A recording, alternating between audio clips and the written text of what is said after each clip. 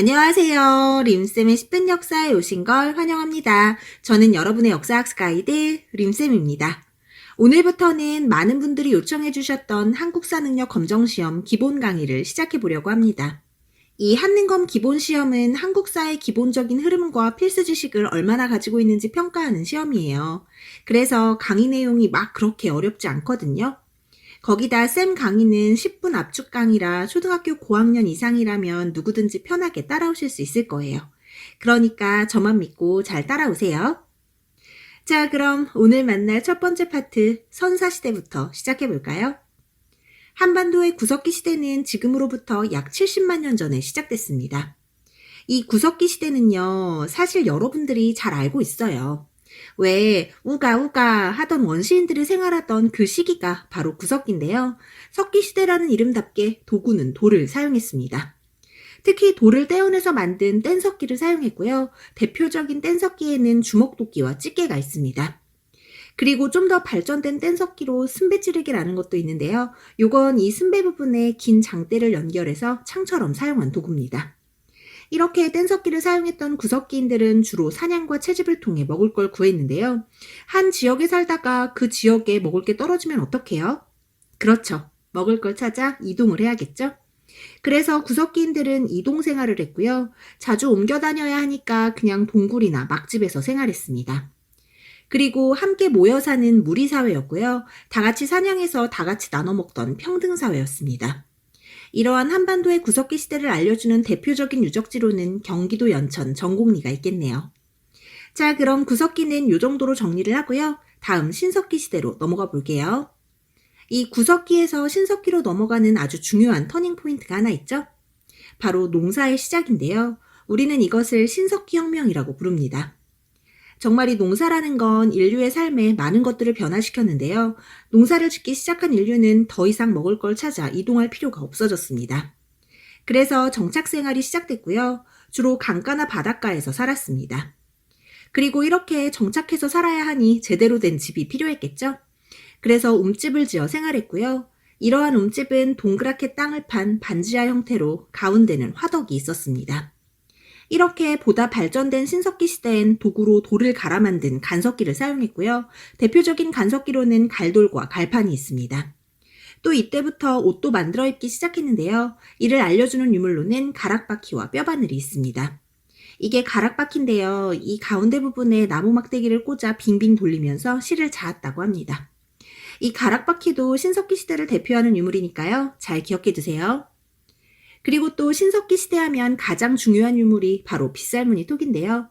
이러한 톡이는 씨앗 같은 걸 보관하는 용도로 사용했습니다. 이러한 신석기 시대는 씨족들이 모여 사는 씨족사회였고요. 점차 규모가 커지면서 부족사회로 발전했습니다만 여전히 계급은 존재하지 않는 평등사회였습니다.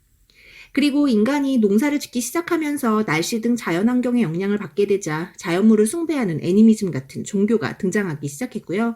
이러한 종교엔 동식물을 숭배하는 토테미즘과 무당을 믿는 샤머니즘도 있겠네요.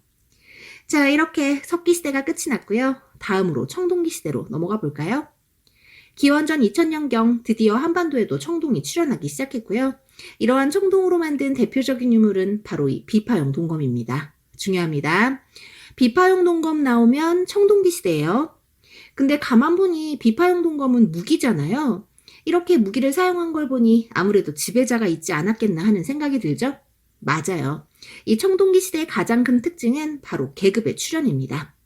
이 시대부터 지배자와 피지배자가 존재했는데요. 이는 농사가 잘 되면서 농업 생산량이 늘어났기 때문입니다. 쉽게 말해 먹고 남는 게 생긴 거예요. 그러자 이로 인해 사유재산이라는 개념이 생겼고 아무래도 힘이 있는 사람이 많은 걸 차지하면서 지배자로 군림하게 됩니다.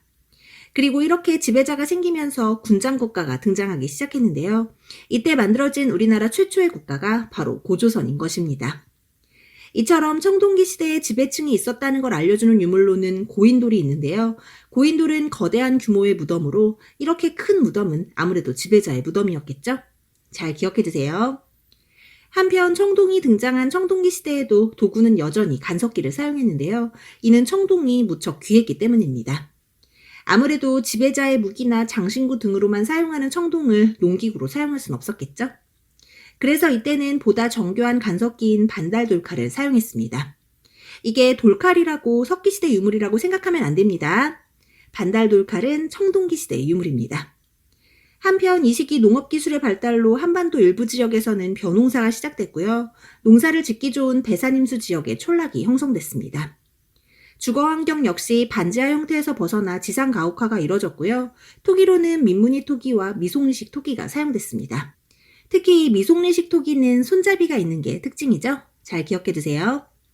자, 그럼 마지막 철기시대로 넘어가 볼까요? 드디어 인류가 철을 사용하기 시작하면서 무기뿐 아니라 철제농기구 등 일상생활에서 철기가 사용됐습니다.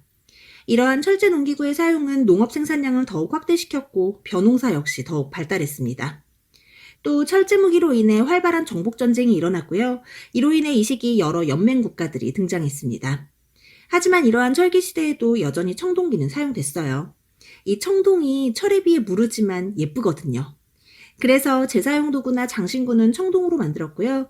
후기 청동기에서 초기 철기 시대의 중요한 유물로 세용동검도 있습니다. 이 세용동검은 한반도에서만 출토가 되고 있거든요. 그래서 한반도의 독자적인 청동기 문화를 나타내는 유물입니다. 이게 청동검이라고 해서 청동기 시대라고 보시면 안 되고요. 철기 시대의 대표적인 동검이다 라고 보셔야 됩니다. 그런데 이런 칼 같은 걸 이 시대 때는 어떻게 만들었을까요? 바로 요 거푸집을 이용해서 만들었습니다. 거푸집은 일종의 틀이에요. 돌로 틀을 만들어서 그 안에 녹인 청동이나 철을 부어서 만들었고요. 이러한 거푸집은 청동기 시대부터 사용됐습니다. 또 명도전이나 발량전, 오수전, 붓 등이 한반도에서 출토되는데요. 이 칼같이 생긴 게 명도전이고요. 이 당시 중국의 화폐예요. 근데 이게 한반도에서 출토가 됐다는 건 이 시기 중국과의 교류가 있었다라는 뜻이겠죠? 잘 기억해 두세요. 자, 오늘은 한능검 기본 개념 강의 첫 번째 시간 선사시대에 대해 살펴봤는데요. 오늘 준비한 내용 여기까지입니다. 오늘 첫 시간이었는데 어떠셨어요? 재밌었죠? 앞으로도 쌤이랑 이렇게 재밌게 한능검 준비해봐요. 그럼 쌤은 다음 시간 고조선과 여러 나라의 성장으로 돌아올게요. 오늘 정말 고생 많으셨고요. 구독과 좋아요는 언제나 감사드립니다. 그럼 안녕, 뿅!